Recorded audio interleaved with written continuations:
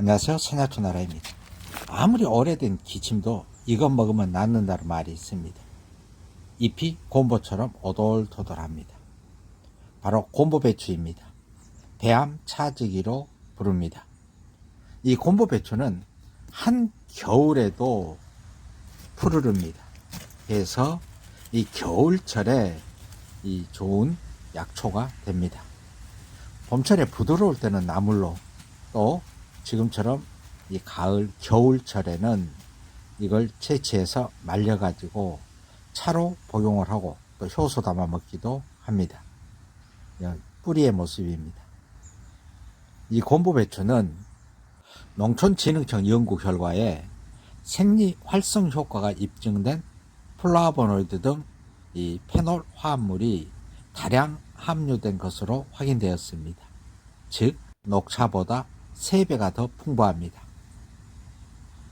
그래서 가래나 기침, 천식 등 기관지 질환에 특히 좋은 효능이 있고, 이 유방암이나 대장암, 또 관절염에 효능이 있습니다.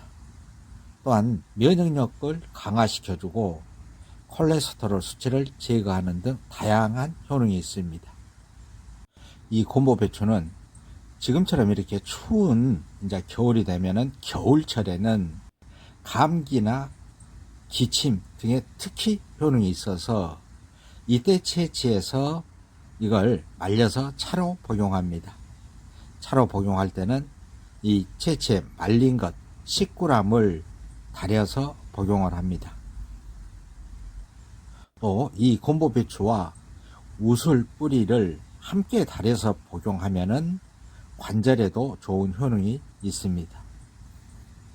이 곰보배추에 대한 실험 연구 결과가 있는데, 쥐를 실험을 했는데 결론은 기관지 염증 치료에 효과가 있다는 그런 실험 연구 결과도 있습니다.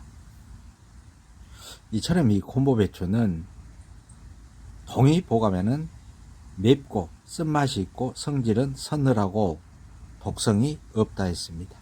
또 특별한 부작용이 없습니다. 해서 부드러울 때는 나물로 또 김치 담아 먹기도 하고, 지금처럼 이렇게 이제 추운 겨울이 돼가면은 말려가지고 차로 복용을 하고 하면은 아무리 오래된 감기 기침도 낫는다고 했습니다.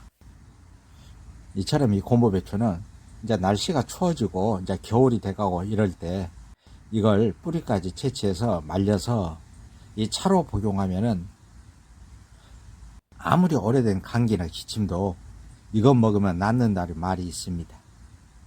곰보배추였습니다. 그럼 산야초나라는 다음 영상으로 또 찾아뵙겠습니다.